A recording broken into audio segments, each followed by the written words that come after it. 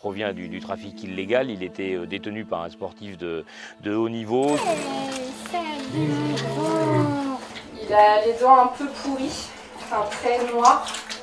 Et vu qu'il n'a que 2 ans, c'est pas normal en fait. Internet a fait beaucoup de mal à la cause animale à ce niveau-là, parce que vous pouvez quasiment tout trouver. Ça peut sembler bizarre, mais c'est la vérité. Actuellement, on est sur la mode des petits félins. En ce moment, c'est ça. Il y a quelques années, c'était les petits primates. Sur les réseaux sociaux, vous avez sans doute déjà vu des vidéos d'animaux sauvages dans des appartements ou des maisons. En France, il faut des autorisations pour détenir un animal sauvage et assurer son bien-être. Mais à force de voir des animaux mignons sur Internet, certaines personnes en achètent illégalement, sans autorisation ni certificat de capacité.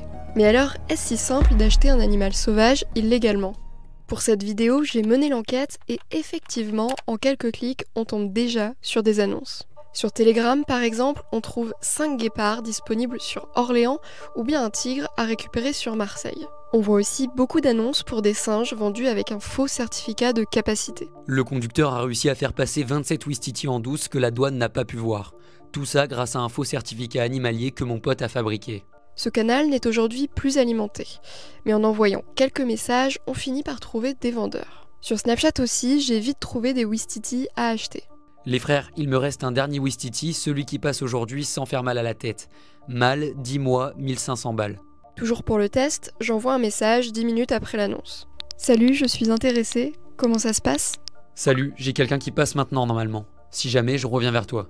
En seulement 10 minutes, le Ouistiti était déjà vendu.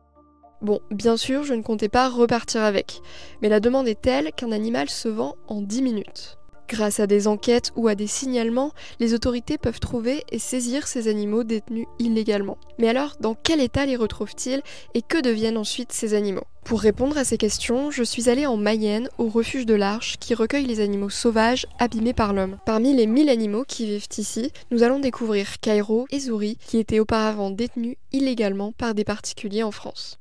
Le directeur qui m'a passé grand. Oh, c'est trop dur.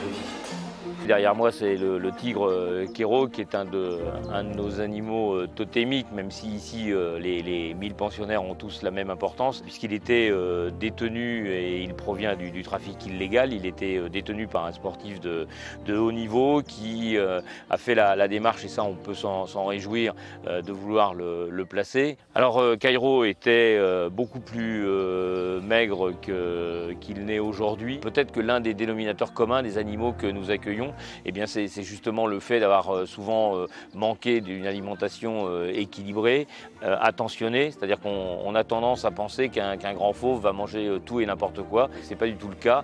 Donc Kéro s'est stabilisé en arrivant ici. Attaque pas la poire. Regarde mon papouille. Alors Cairo adore l'eau, adore le jet d'eau. Et souvent il demande, ou du moins il attend en fait qu'on sorte le jet d'eau dehors et il se met en dessous en fait. Il se met en dessous, il joue avec la pression de l'eau et ça pendant 5 minutes. Il adore faire ça.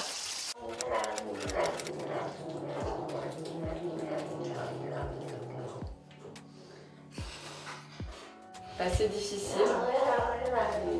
Mais bon, maintenant elle est heureuse, elle râle beaucoup, comme sa soigneuse. Quand on l'a récupérée, elle était obèse, elle pesait 18 kg, donc c'est énorme, sachant qu'un serval, ça pèse entre 10 et 11 kg, donc elle était vraiment en surpoids. Donc on l'a récupérée, elle a 3 pattes. Malheureusement, c'est le genre d'animaux qui sont un peu les pestiférés, dans le sens où vu qu'ils ont 3 pattes, ils ne sont pas comme les autres, ils ne sont pas beaux, donc personne n'en veut. Donc nous au refuge, notre but c'est vraiment de sauver les animaux qui n'auraient aucune chance ailleurs, pour leur éviter l'euthanasie, pour leur éviter de finir leur jour dans de toutes petites cages de transfert. Donc là, ici, elle a un grand enclos qui n'est pas encore taillé parce qu'on est encore en processus de désensibilisation, avec un partenaire avec qui elle s'entend très très bien, donc c'est vraiment une autre vie pour elle. Il y a une vingtaine à une trentaine de servals chaque année qui sont récupérés chez des particuliers, donc dans des conditions qui ne sont pas adaptées à leurs besoins physiologiques ou anatomiques. Ce sont des animaux sauvages qui n'ont pas leur place dans une maison. Ce ne sont pas des chats, ça peut faire très mal. Ça peut crever des yeux, ça peut même tout simplement tuer, ça peut s'infecter. Donc ça reste des animaux sauvages, on ne doit pas les avoir chez soi. et il faut quand même des habilitations assez spécifiques pour en détenir. En France, je pense que c'est plus un effet de mode. Les réseaux sociaux, malheureusement, n'aident pas du tout. On a beaucoup de vidéos de serval, de caracal ou autres espèces, des singes également, qui sont détenus en pyjama ou qui mangent à la petite cuillère ou tout simplement qui sont pas du tout adaptés, des conditions qui ne sont pas du tout adaptées à leurs besoins. Et on a malheureusement des gens qui likent, qui partagent, qui commentent « Oh, c'est trop mignon, j'en veux un aussi ».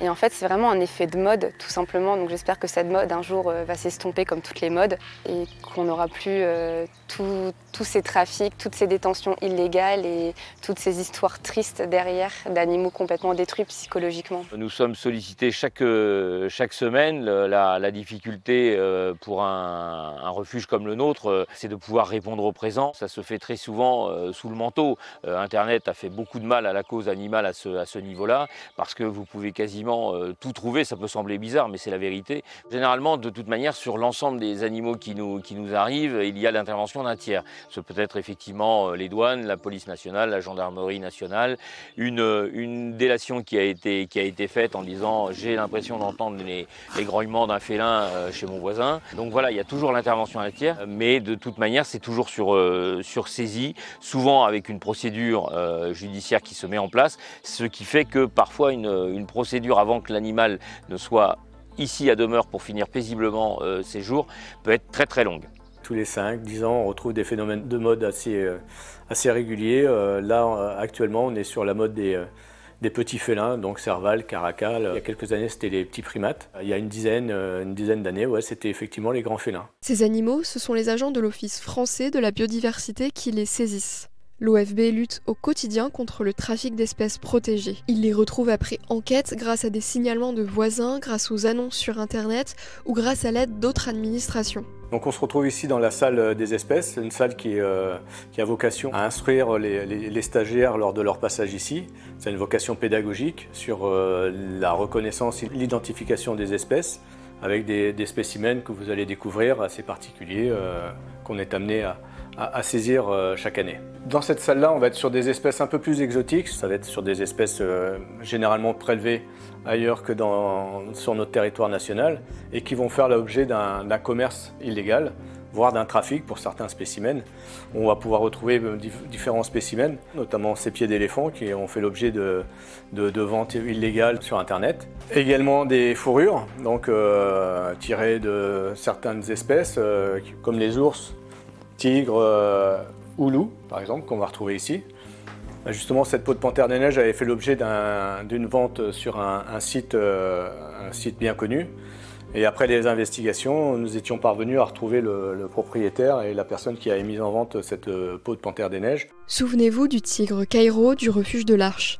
Eh bien, à l'époque, Stéphane avait suivi de près cette affaire. Donc cette personne nous avait rappelé en nous disant qu'en fait, elle avait à la base commandé un serval ou un savannah, je ne me souviens plus exactement, et que la livraison, en tout cas, ne correspondait pas au produit qu'il avait demandé et que du coup, il se retrouvait avec un jeune tigre et que ce n'était pas la volonté.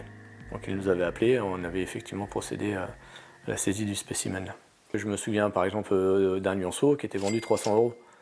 Alors qu'on pourrait penser que c'est vendu très cher, mais en fait ça va être en fonction de pas mal de choses, il y a pas mal de critères qui vont entrer en compte. Est-ce qu'on est pressé de vendre l'animal parce qu'à un moment il va poser problème quand il va grandir notamment.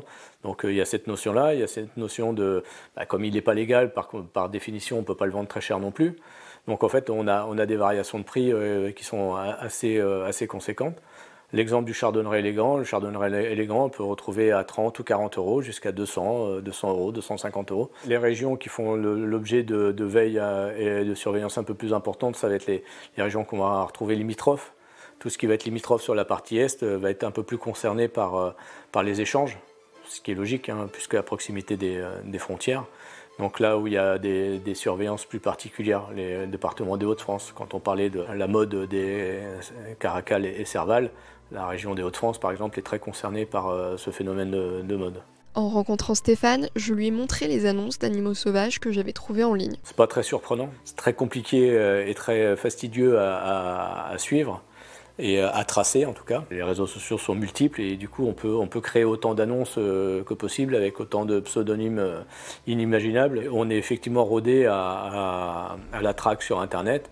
On dispose des moyens d'enquête, de réquisition voilà, qui nous permettent souvent d'aboutir quand même à la fin de cette enquête et tomber sur le détenteur ou l'espèce ou le spécimen qui a été soumis à la vente.